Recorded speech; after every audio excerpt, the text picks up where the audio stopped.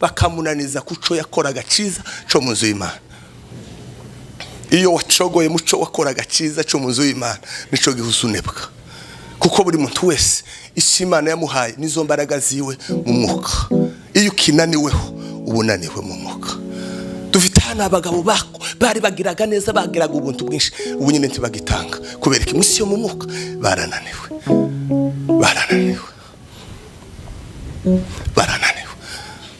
Rero ubuzima budasenga n'ubuzima butariho mwisi yo mu mwuka. Nimudasenga muzorogera mu kanisa, musambanire mu kanisa, mugwanire mu kanisa, mumarane mu kanisa, mumarane mugwane, kubera ko ntambaraga z'Imana zibakunesha. Ntambaraga ibintu byose mubirebera mu mubiri. Abanyamuka bazabara ibintu mu mwuka. Paulo yavuze ngo ariko twebweho Bwana sefewe ngo nubwo tugana nk'abantu, wariko intwaro zacu nzizimeze kiza abantu. Intwaro zacu, mwumva intwaro z'Imana biravuga ngo gusubizanye neza ngo yoshe burakara. Ayiwe mwumva ico kintu, mwumva iyo ntwaro yo mu mwuka. Nabaje mu gitondo gusi umuntu agututse tumusubize, azamera gute? Azayigaye iwe yagututse we urasheshese ni uzawigaye aba yatsinzwe. Kuriya na ka agent ka shetani kaba karegene ngo nagutuka nawe umutuke, numara kumutuka umwuka wo gutukana nawe kugeremo mungane, kuko ntogwanye igitutsi nawe uri igitutsi. Sinzi ko ndovuze ariko nuko ngoko nivyo bibamaze, kubera kutamenya isi y'umwuka kumuragwana mwamaranye. Abantu bane bashobora kugambanira umuntu, kandi abo bantu bane badashobora gutandukana n'umuntu, n'abantu bane. Rero mwisi yo mu mwuka abo bantu bane bashobora kukugambanira, ariko mwisi y'umubiri ugomba kubana nabo neza kandi uri umukristo. Nimbasome mu gitabo cya Luka 21 ku murongo wa 16. N'abantu bane bonyine bashobora kukugambanira. Rero udasenze abo bantu bari bugufi bwawe, umwuka barimo n'umwuka ukurimo nimba bitemeranye, bazakugwanya mwisi yo mu mwuka. Unanirwa ariko mwisi y'umubiri muhorana. Ngane musome Luka 21 ku murongo wa 16. Some mikrofone musome yakubabwira amakuru akomeye cyane. Usome wamusoma cyane nyina abantu bumve. Ariko muzagambanirwa n'abavyeyi banyu ndetse n'abavandimwe na bene wanyu n'inshuti zanyu, bazicisha bamwe muri mwe, muzangwa na bose babahora izina ryanje. Nabo bantu ntawoja kure ya nyina, ntawoja kure ya mwene wabo, nta mwene woja kure y'umuvandimwe, ntawo bahatagira inshuti. Kandi abo bantu mwisi yo mu mwuka bo kugambanira, kandi nibo babamaze. Sinzi ibintu tuvuze. Muzagambanirwa n'abavyeyi banyu. Hari abantu bagambanirwa n'abavyeyi babo hano, akakugambanira neza akagutanga ku Satani. Hari abantu bane bafite ubushobozi bwo gutanga ubuzima bw'umuntu ku Satani cyangwa bakabuha Imana. N'abantu bane. Umuntu wa mbere ni perezida w'igihugu. Kuri perezida w'igihugu yotanga igihugu, siko bimeze, yo kwamagenda akagitanga akamagitanga yarangiza kugitanga nk'igitambo, akaza agatanga amategeko, kuko afite imbaraga mu gihugu. Umuntu wa kabiri ni revera w'ikanisa. Revera yo kwamajana ikanisa akamara ijana kuzimu, akarigambanira, akazabangurira mugabo ni uzusenga cyane, uriya ni uzutanga icacumi cinshi, uriya ni uzusenga cyane mu kanisa, uriya ni umudiyakone w'imbaraga, uriya muntu nuku akajana ikanisa ryose akaritibura mwisi yo mu mwuka, akagambanira ikanisa. Nico gituma revera w'ikanisa agomba kuba umunyamasengesho. Semvuze gute? Ni gute umuntu yo umurevera w'ikanisa atazasenga? yogambanira ikanisa. Sinzi amakuru tuvuze. Umuntu wa gatatu ni umuvyeyi. Umuvyeyi. Umugabo yo kwamamanuka ikuzimu cyangwa umugore akamatanga abana bibe bose. Akama batanga bose. Akabatanga utakabashitana. Kandi bigakunda.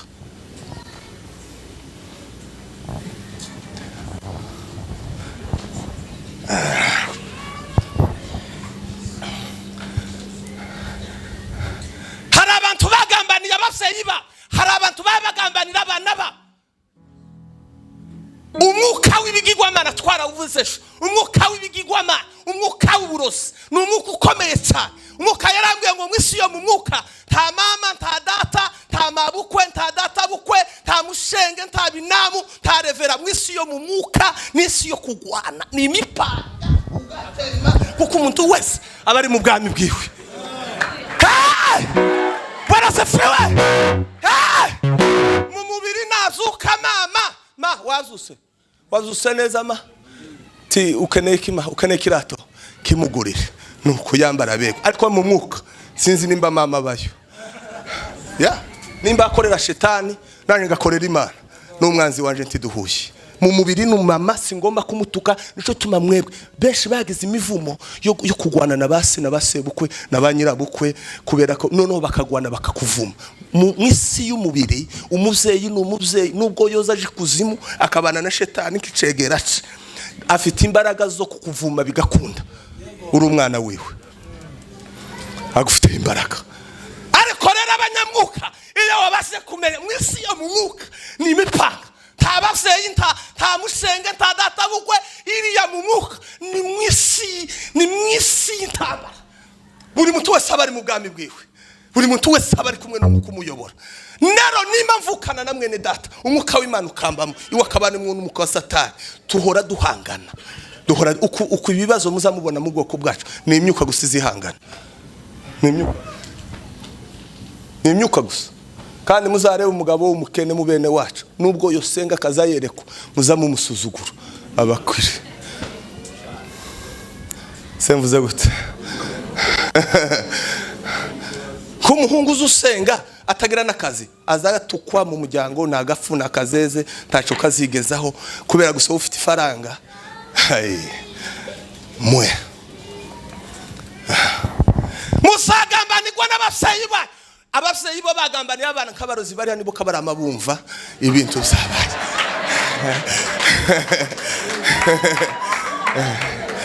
Ibo kabara bumva neza uko bizabigenda mwisi yo mu mwuka. Deme dushamburiye.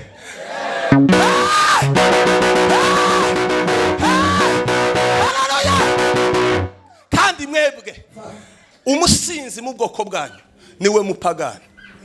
None muzi ko hari abasinzi bataza basambana. None umusambanyi utazusinda. Muzi ko hari abasinzi bataza baroga. None abarozi bataza basinda. Tubagire gutibo. Kandi babandi bose bananiwe kabarafata ifamiye ikicara ikaza kubwira umukazana wa ngo umuhungu wawe ni umugabo wawe ni igifu mutuji wanyu kandi wamubwira ntazasinda ariko ni umugombe kuko umuntu uza gutanya abashakanye abafite system ikomeye cyane mwisi yo mu mwuka abakeneye runo rugo ko rupfa rugashira mwisi yo mu mwuka. Sinza amakuru mvuze. None se umusinzi ni ubaye umupagani se? Kandi ngo nyinshi zasenyutse ubunyine nizabasinzi. Izabazi kubeka mutazisenya. Izabasambanyi baca inyuma abagore baca inyuma n'abagabo bagaca inyuma y'abagore babo. Kubeka mutazamu bahukana. Gusa umusinzi aba yamwe nk'amazi menshi akamurusha imbaraga. Siko imeze.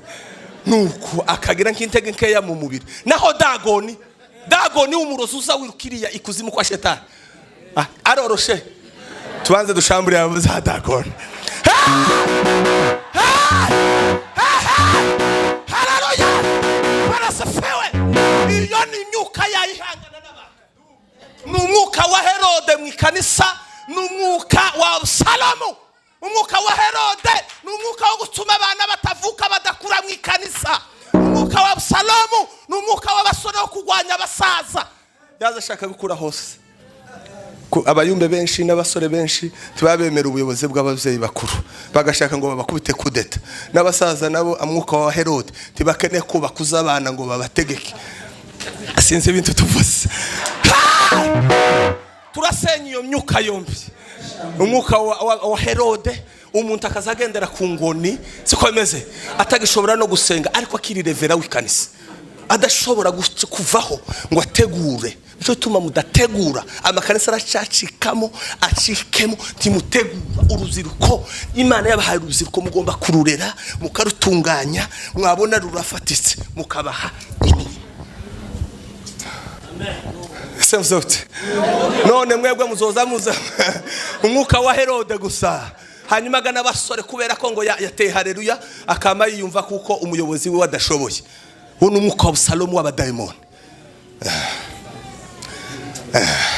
Yesu yavuze ngo ukene kuba mukuru aciye bugufi, aba umugaragu w'abandi, kandi ukiranutse muri gitoya Imana izikuzamura mu kinini. Mureke mbabwire, umusirikare nubwo yo bintwara bingana gute ari umwendiscipline bazamukuza mu mapete tiyokuru, nubwo yo bintwara bingana gute ariko ari umwendiscipline tibaza bamuzamura mu ipete. Umunyeshuri nubwo yo bumuhanga bingana gute ari umwendiscipline bazaba mwirukana mu kigo ramvoye muzu y'Imana ho. Iyo umuntu ari umwendiscipline Imana nteziga jana nawe iziyamimutaho. Imana ikunda abantu baba bitwara rikaneza mu mihamagaro yawe. Iyo witwaye nabi mu muhamagaro uzunaniko. Cyo tuba mwamubona abayumbe bakazamuka bagera ngo none ngo babishoboye bakumva ko bo baba pasteur, naho waba pasteur ukaburananiwe ukaburashize. Niko systeme yagenda imara abanyembaraga kandi kagenda ibamarisha gutangira amatorero. Bagenda gutangira itorero bagahura n'ibibazo bikomeye by'itorero, badashobora kuyobora, badashobora kuresista intambara zikariza z'ubushumba, agakubitika. Kandi nikindi kintu gikomeye, hari systeme ivuga ngo tugwiza abashumba benshi. Ubu nyine muri bene wacu niho dufite umubare w'abashumba benshi, ni naco gihe tubuza abashumba. Dufite umubare mwinshi ariko niho tubuza abashumba. Sinzi ibyo mvuze. Muzi impamvu se muri systeme biravuga ngo tugwiza abashumba benshi b'abanyantege nkeya kugira ngo bishikanise, kuko umushumba wawe adasenze ntuzosenga. Bategereye nukuvuga ngo mwigana revera wanyu. Nico gituma mwebwe mwagize umuvumo ukomeye, muzamwicara mu ngo zanyu mugatora pasteur wanyu mukamugamba mukamutuka mukavuga ibitutsi. Iyo ni miyo mivumo bibabamo, kirazira kikaziririzwa. Gutuka umushumba wawe nenga kaza kaguhameza, nibyo bibabaho ni system. Ariko ubaze gutuka umushumba wawe, ibaze kugamba umushumba wawe, ibaze kwambura ubusa umushumba wawe uri kumwe n'abana bawe, ukazuba ngo uriya mugabo ngo n'umusambanyi, gusa ko bamuvuze mu muhana. We w'umugore kurabwira abana bawe ngo revera yasambanye, niyingukaza akaguhameza. Umwana kicara hariya aziko pasteur ari umusambanyi cyangwa ari umurozi cyangwa ari umunyarugambo, hanyuma mukaza mu ikanisa murashafite ibibazo. Mufite ibibazo nimudakura ngo mumenye isi yo mu mwuka mugwana, muve mu bintu bimwe. Nimba umuntu ashobora kumara imyaka 20 mu ikanisa atarahinduka, muzamutekeza ngo niki? Dufite abagabo barabanyembaraga barashize, dufite abagore barabanyembaraga barashize, dufite abagabo barabanyempano barashize, dufite abagabo barabanyabuntu barashize. Abantu bose babaye abapoliticiens bose, mwese uko mwese muri abapoliticiens usibye njewe.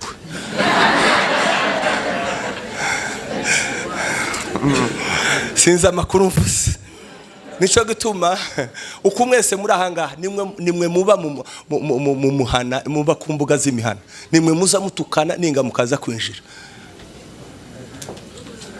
Ese mwasize mwebwe w'umuhana, haba we w'umuhana nawe w'ikanisa. Uko mwese nimwe muba mu muhana ariko nimwe mumaranye mu muhana. timwemerana muratukana kuri WhatsApp. Twarabivuze ngo umuntu yajyamye nyine nshobora gucya mu rugo akabona message kuri WhatsApp akamagira uburakare akamafata amaboko yiwe akandika ese na amaboko yayandika cyangwa n'umutima amapepa muri mugatukana niyinga mukaza ngo you are holy ngo yamba umwene data amapepo tushamburi uwo muka w'abadayimoni.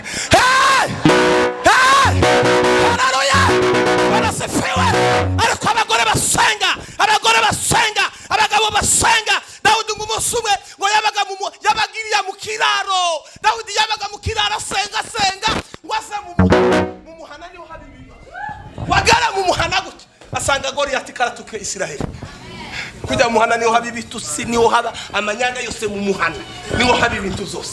Ngo Dawudi kubera ko ataraza umuhana kubera ko ataraza amakuru yo mu muhana ngo saravuga ngo wagara yamusara mu Isiraheli arabago kuva ni gute umuntu karatuka arasaba umuntu watukuwiteka. Dawudi wabaga iriya gwana n'intare asenga uwase yomenye itiko mu muhana wagera yabango Goliyati ndakushe yamabaza ngo se ukuwo mwica mwo muhike yamavango bo mushingira umwana w'umwami tekera mbaye umukwe w'umwami kera yaramwishe kubera ko makuru y'umuhana mu muhana niho habibyaha.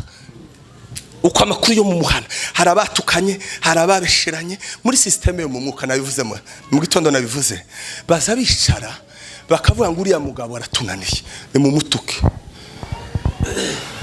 bategereye bakicara bakuzuza inama bakavuga ngo uriya mugore ni mu mutuke ko ari umurozi. Noneho bakagenda bakongorerana uzi ko abayumbe bavuze uriya mugabo ngo ni gito abayumbe barabivuze nawe ukamugenda ubwira tsiwe none bambwiyega ugufite inshuti ga yawe turiya muntu bambwiye ngo ni gito nakabwira inshuti yewe nukuvuga ngo agiye yica uyu murundi agiye yica uyu muntu muwundi agiye yica uwo muntu muwundi kandi muzamuhura gutya ukibuka ico bamuvuzeho kuko nta muntu wafashe umurozi hano gusa na makuru bababwiye. Uwo muntu wakubwiye ayo makuru yarakugambaniye yatumye ugira ubugome bwo kwanga umuntu kandi mukarambwiye ngo yarambashije Imana irambaza ngo se nkomeze uzi ko ngukunda kurusha abandi. Ndavuga ngo yaye kuko ushobora gukunda ushobora kwanga uwo nkunda kukurusha. Subiremo nazambaza Imana irambaza yazinyigisha injiro gukunda irambaza ngo se uzi ko ngukunda kurusha abandi. Datoyaye tirero ugasopo tukanga umuntu kuko ushobora kwanga uwo nkunda kukurusha.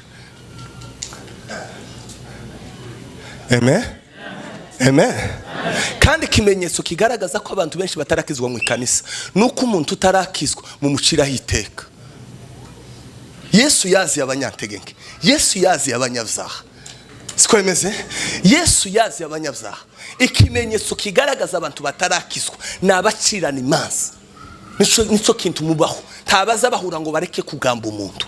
N'umwuka w'abadayimoni ukomeye cyane wa kamere uteye ubwoba. Timwohura ngo muganire Yesu, timwohura ngo muganire Imana, mukicara muganira umuntu.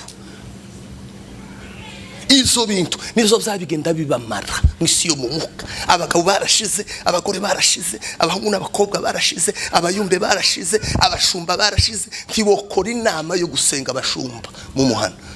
Kandi ikimenyetso n'ikimenyemenye muzamusengesha amakanisa muzamwanka amasengesho y'icumweru mu ikanisa abashumba ngabariye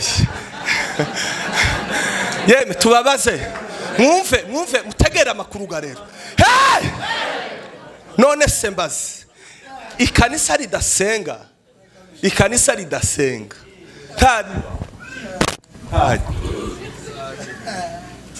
ese mbabaze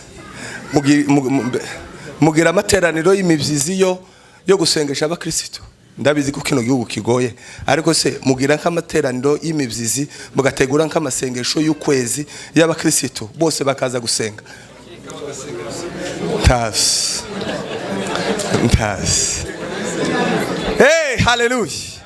Nikindi gitu mwumve mutegereje. Semene amen. Haleluya.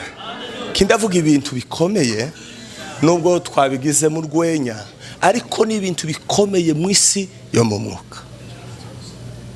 Biragatsindwa mu ikanisa murengeje abantu 200 mu itorero. Revera wanyu akaja gutwara matatu, akaja gutwara ikamyo, afite abakristo 200 mu ikanisa, binjiza ibihumbi n'ibihumbi ku kwezi. Bagafata revera wabo bakamujana mu muhanda, akagenda no muvumo uteye. Timuzokira n'umunsi numwe umushumba wanyu akiba muri trake. Kandi kimenye n'ikimenyetso kigaragaza ko mudakunda Imana. Timuza mutanga amaturo, kandi n'abakene gutanga ituro baza bagira ngo bayahaye abashumba. Ibintu byose bikorerwa mu nzu y'Imana n'ivy'Imana. Ntabwo duha abashumba amafaranga, dutekereza ishimwe ry'Imana yadukoreye tugatanga ituro. Semena amen. Amen. Uzi ko umuntu yo kwanga gutanga icya 10 akaja kugifashisha umukene, ngo nuburiganya n'amapepo. Ngo se ngo agihe umushumba ngo akije, kandi hari abakene mutima w'abadayimoni. Hari nabandi baza bagenda babuza abantu gutanga icya 10 n'amaturo. Ni mudasenga muri haracaba batinganye, muracagwana mu marane, kuko nta kuri muzi, timusoma ijambo ry'Imana, timusenga. Birava ngo igece imperuka abantu bazago bave mu byizegwa, bite ku nyigisho z'ibinyoma nizo mugezemo mwebwe. Timukishemera iby'umwuka wera. Muzagambanirwa n'ababyeyi banyu n'abafandimwe banyu n'abenewa. Nta musipanishi wo bagambanira mwebwe. Hari umusipanishi wo bagambanira? Ni mwene wanyu, ni bene wanyu bazabagambanirana. Nijoro twaravuze ngo kunokotsa ikigori hano hanze. Je nokeje ibigori muri Kenya. Nokotsa ibigori hano hanze bikabona isoko, mwese mwokwama mukora amakombe.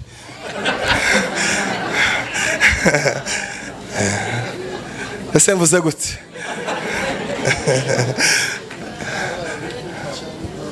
Muzi impamvu ntayerekwa mugira, amaso arahumye. Umuntu udasenga ntagira iyerekwa, azashaka gukora icundi yakora. Buri muntu wese hano afite ubushobozi butandukanye n'ubundi.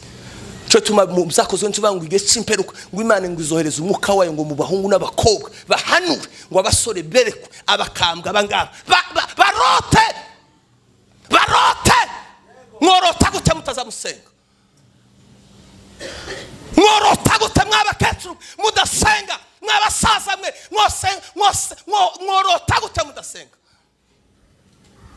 Kandi twebwe abasore nimwe twatubereberaho, badatani babananiwe, natwe tuzonanirwa, kuko nimwe tugomba kureberaho. Uruziko kubarabareberaho. Mwebwe umuntu azagira amatsa kubiri akama yangisha abana bose akabangisha bene se.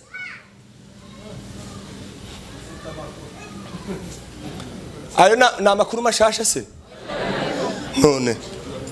None ko nje nakosanye na mwene data abantu bajanye hiki.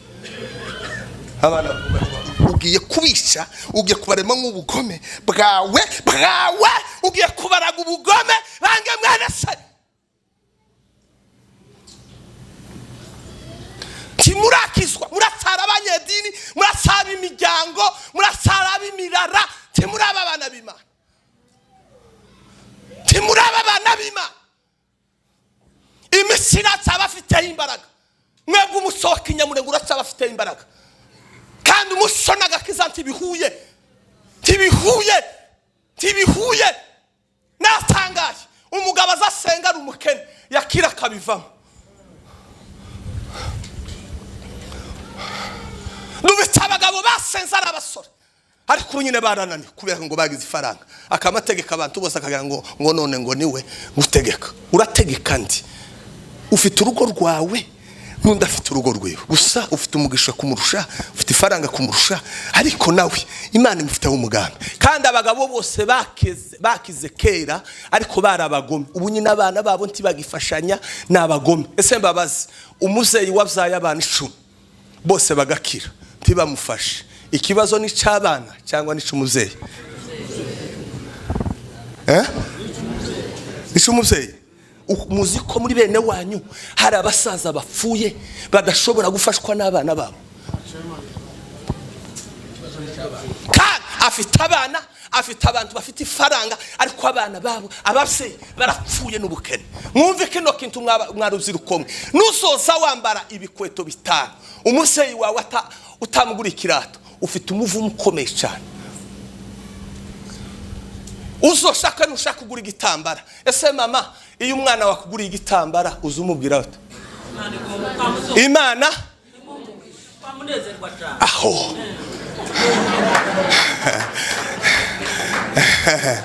ariko Imana nizize, tumpe Bwana tukufu. Haleluya. Ese mu bana 5 bawe, abana umwana umwe akagukunda akagufasha cyane, ese uzumukundana kimwe n'abandi?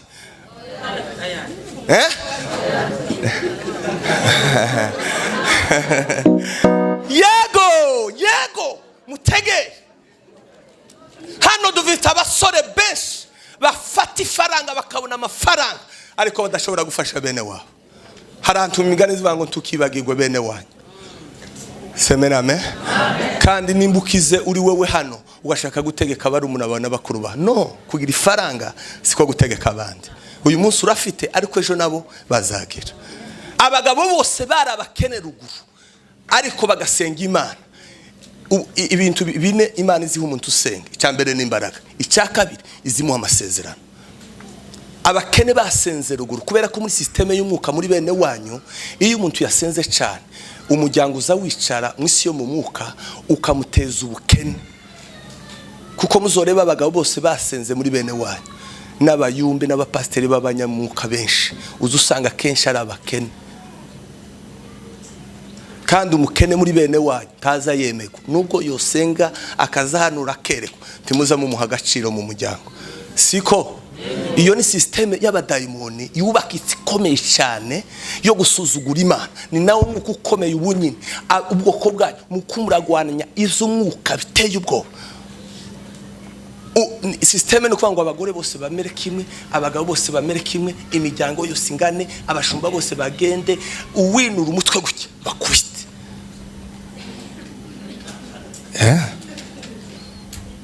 Niyo systeme yari.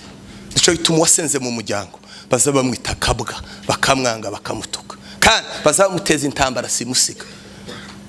Ni mwisi yo mu mwuka, kandi nabamutura n'abavyeyi n'abavandimwe ni bene wanyu n'ishuti. Ntawo sambanya umuntu utari inshuti. Kujya umuntu gusambanyisha abakugambaniye, umuntu akaza akakubwira ububi bwa runaka abakugambaniye, abashe kukwica.